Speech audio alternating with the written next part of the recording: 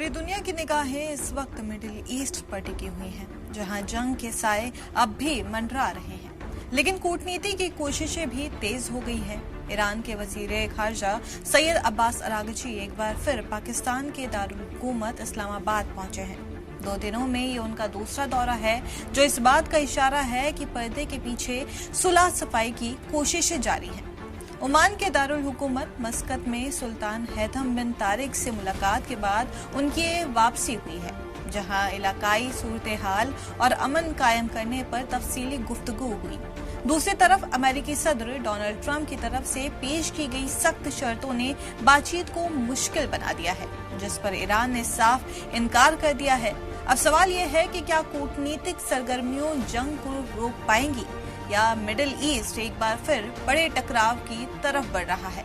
फिलहाल निगाहें इस्लामाबाद से लेकर मॉस्को तक होने वाली अगली मुलाकातों पर टिकी हुई हैं, जहां से अमन या तनाव दोनों में से किसी एक की नई कहानी सामने आ सकती है।